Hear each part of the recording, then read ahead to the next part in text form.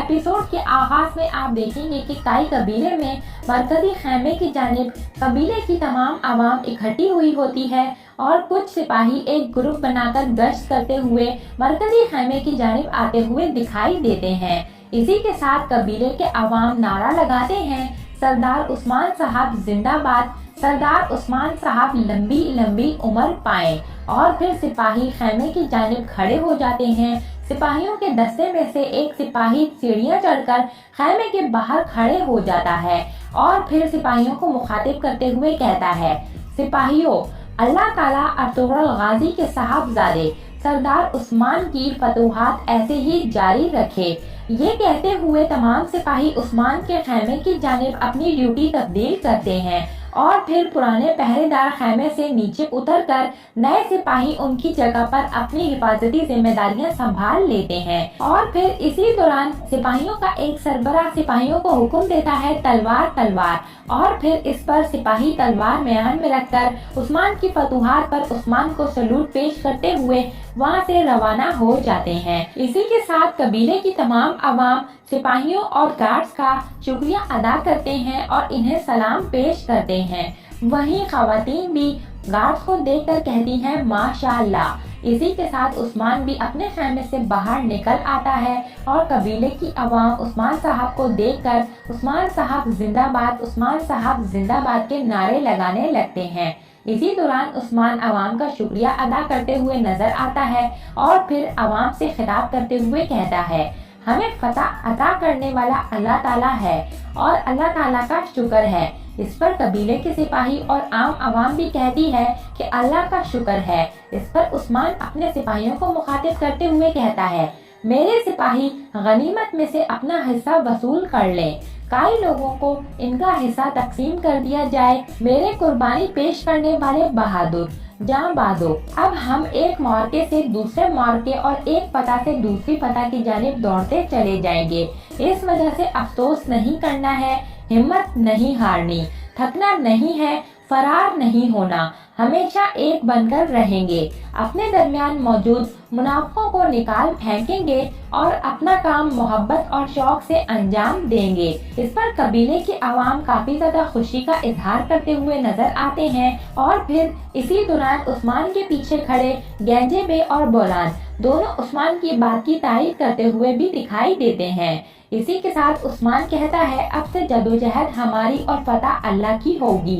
इस पर सिपाही उस्मान जिंदाबाद के नारे लगाते हैं और कुछ देर के बाद उस्मान अपने हाथ के इशारे से तमाम लोगों को खामोश होने को कहता है।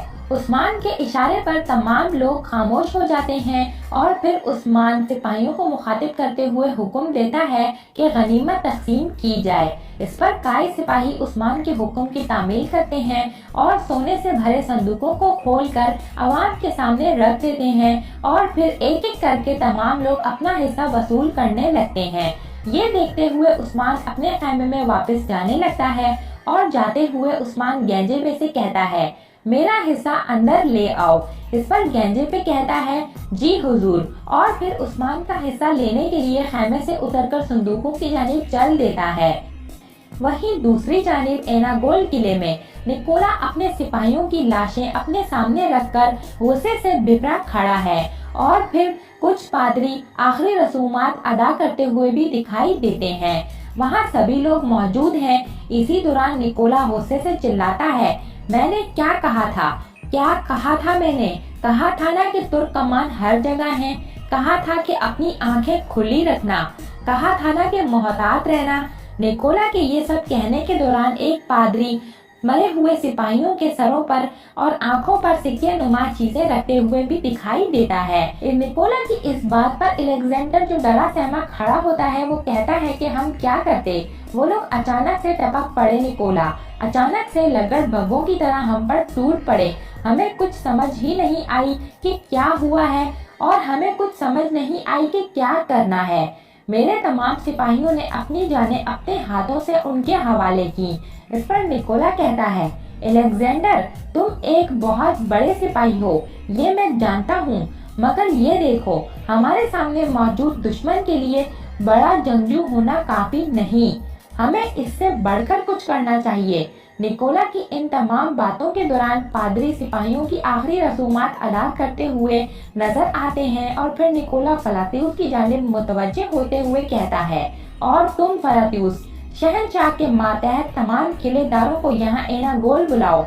मैं किलेदारों का सरबराह आया निकोला, इनको अपने साथ शामिल करके तुर्क कमानों के खिलाफ एक बहुत बड़ा सलीबी लश्कर तैयार करूंगा और इसके बाद इन जमीनों के तमाम तुर्क कमानों को एक एक करके निकाल दूंगा और एक एक करके इनकी गर्दनों को काटूंगा।